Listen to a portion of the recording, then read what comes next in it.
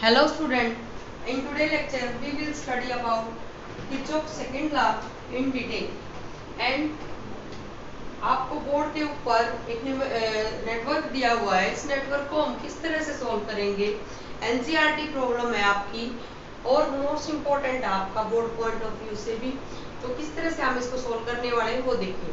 Determine the current in each branch of the network. Each branch का मतलब समझते हो, ए बी ब्रांच के अक्रॉस करंट क्या होगा, आई A B, I A D क्या होगा, आई सी डी क्या होगा, यानी कि हर एक ब्रांच के अंदर क्या करंट फ्लो करने वाला है।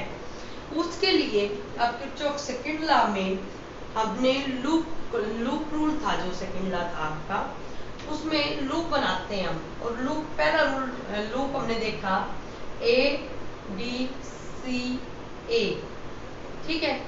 तो इस तरह से लूप इस तरह से बना बेटा, लोअर पोटेंशियल से हायर पोटेंशियल की तरफ जा रहे हैं तो पोटेंशियल की वैल्यू होगी पॉजिटिव। कैसी वैल्यू होगी? पॉजिटिव, ठीक है। अब हम कहाँ आ रहे हैं, करंट की डायरेक्शन कहाँ है, नीचे की तरफ, और लूप की डायरेक्शन भी कहाँ है, नीचे की तरफ। तो इसकी वजह से यहाँ पे साइन कैसा आ गया, पॉजिटिव। कैसा आया, पॉजिटिव। रेजिस्टेंस कितना है, ये वोल्टेज ड्रॉप कितना आ जाएगा इधर की रेजिस्टेंस के across, 4 into I1 minus I2। अब लूप कहाँ चला, ऊपर की तरफ, लेकिन करंट की डायरेक्शन कहाँ आई, नीचे की तरफ। तो अपोजिट डायरेक्शन में होने की वजह से यहाँ पे कैसा साइन आ गया, minus, minus 2I2 plus I3 minus I1, ठीक है। अब लूप जाएगा इधर की तरफ, लूप कहाँ जाएगा, इधर की तरफ, क्योंकि क्लोज होना है। क्लोज होना है, 1 ओम रेजिस्टेंस है, I1 करंट है, तो प्लस I1 आ गया। कितना आ गया, प्लस से I1। मल्टीप्लाई करने के बाद जब सोल्व आउट करोगे तो आपका 7I1 माइनस 6I2 माइनस से 2I3 क्या आ गया, आपकी वैल्यू आई, ठीक है। उसके बाद सेकंड लूप के अंदर ए बी सी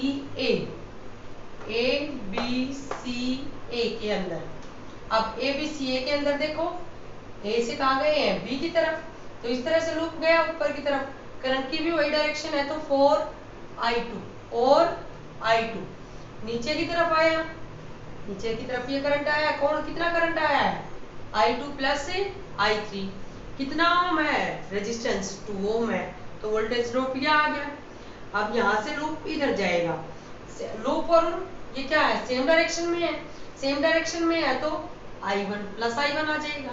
और ये 10 वोल्ट की वैल्यू पॉजिटिव क्यों है, क्योंकि लूप कहाँ से कहाँ जा रहा है, लोअर पोटेंशियल से हायर पोटेंशियल की तरफ। जब इसको सोल्व आउट करेंगे तो वी गेट सेकेंड इक्वेशन, हमें क्या मिलेगी, सेकेंड इक्वेशन। उसके बाद loop A B loop B C D E B, क्योंकि आपका ये भी लूप कवर हो चुका है, ये वाला भी कवर हो चुका है, बचा कौन सा, ये वाला। तीन ही लूप पढ़ेंगे आपका। तो from loop B C D E B, करो भाई, करते हैं, देखिए ध्यान से।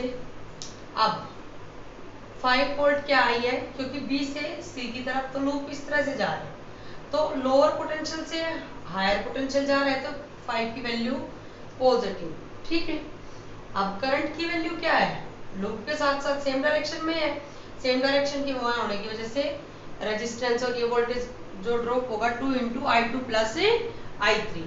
नीचे क्या आएगा, 2 into I2 plus I3 minus I1। जब इन वैल्यूज को सोल्व आउट करोगे तो यहाँ पे कितनी वैल्यू आ गई है, 5 इक्वल्स टू, ये इक्वेशन आएगी आपकी, क्या आई, ये इक्वेशन आई, ठीक है। इसको क्या मान लो, इक्वेशन थर्ड। अब ध्यान से देखिए बेटा, फर्स्ट इक्वेशन ये आई इस लूप से, ए बी सी ए से।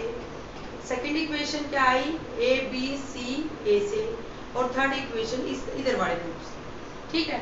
अब 3 वेरिएबल आ गए इसमें, तो किस तरह से सोल्व करेंगे, एक वेरिएबल को खत्म करेंगे, और वो किस तरह से करेंगे बेटा, इक्वेशन 1 देखिए, 7I1 है, यहाँ पे भी 7I1 बना लेते हैं, तो उसके लिए क्या करेंगे, equation 1 minus 7 into equation 2 we get, यानी कि इक्वेशन 1 में से इक्वेशन सेकंड को 7 से मल्टीप्लाई करके क्या कर देंगे, सब्ट्रैक्ट करने के बाद आपका 7i1 से 7i1 कैंसल, ठीक है। अब क्या आएगा आपका -48, i2 -16, i3 इक्वल टू -60। अब क्या करोगे बेटा, इसके बाद 4 से कट करने के बाद हमें ये इक्वेशन मिलेगी, क्या मिलेगी, 12i2 -4 + 4i3 = 15। अब सिमिलरली इसको इक्वेशन को 4 मानो, इस इक्वेशन को क्या मानोगे, 4, और आप इसको नेक्स्ट वाले को क्या करोगे, इसमें 2i1 है, -4i2 -4i3 = ये है, तो इसको किससे मल्टीप्लाई कर दो, इससे मल्टीप्लाई करोगे 2 से, और 2 से मल्टीप्लाई करने के बाद आपका क्या होएगा, ये मल्टीप्लाई करने के बाद ये कैंसिल हो जाएंगे, कैंसिल होने के बाद ये वैल्यू आएगी आपकी, और इसके अंदर आपका इस इक्वेशन को तो क्या मान लोगे 4, और इस इक्वेशन को क्या मान लोगे आप 5, क्या मान लोगे 5। तो ये 2 इक्वेशन आ गई, क्या आ गई आपकी 2 इक्वेशन। जो ये 4th और 5th इक्वेशन आई थी बेटा, तो पहले 5th इक्वेशन में से माइनस ट्वाइस इंटू इक्वेशन 4, तो हमें क्या मिलेगा, ये ऑपरेटर लगा दिया आपका, इस तरह से ऑपरेट करेंगे तो आपका 16i2, ये 24, और ये इस तरह की इक्वेशन बनी, तो 8i3 से 8i3 क्या हो जाएगा, कैंसिल होने के बाद 24 और इसमें से जाएगा तो कितना आया, -8i2 = -5, माइनस कैंसिल हो जाएंगे तो i2 की वैल्यू बनी 5/8 एम्पियर। सिमिलरली आपका क्या बनेगा, i1 मिल निकल जाएगा, i3 निकल जाएगा, क्या निकल जाएगा, i3। उसके बाद IAB क्या होगा, IAB देखिए, IAB ये बड़ा करंट है, ठीक है, i2, तो i2 की वैल्यू क्या आई है, 5/8 एम्पियर आई है आपकी। लेकिन अब आपका IC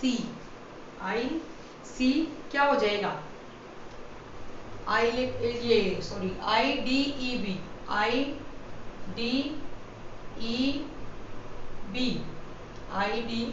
क्या है, i3 की वैल्यू है, i3 की वैल्यू क्या आई हुई है आपकी, ये वैल्यू आई हुई है। IAD ए से लेकर डी तक कौन सा करंट है, i1 - i2, तो i1 की वैल्यू कितनी है, 2.5 है, क्या लिख सकते हो आपका 5/2 -5/8। इस तरह से इसको सॉल्व करोगे तो आपका नीचे क्या बनेगा 8, तो यहाँ पे क्या बनेगा आपका 4 5 जा 20 -5, तो आपका आंसर आया 15/8। इसको और शॉर्ट में लिख दो, कैसे, जैसे कि ये लिखा हुआ आपका 8 1 जा +7 कितना बड़ा 15/8, तो IAD कितना आ गया 15/8। ICD की वैल्यू क्या है, ICD आपका क्या है, यहाँ से देखिए इनको जब ऐड करोगे तो वी गेट दिस वैल्यू = 0, क्या आएगी आपकी ये वैल्यू 0, क्या आएगी 0, क्योंकि यहाँ से सेल के अंदर से यहाँ से कौन सा करंट निकल रहा है I1, और ये इस वाली सेल से क्या निकल रहा है I3, और I2 इससे अपोजिट होगा, तो ये क्या हो जाएगी ये वैल्यू 0। सिमिलरली IBC निकाल लेंगे, ठीक है। तो इस तरह से हम इस तरह के नेटवर्क को सोल्व आउट करेंगे। Thank you.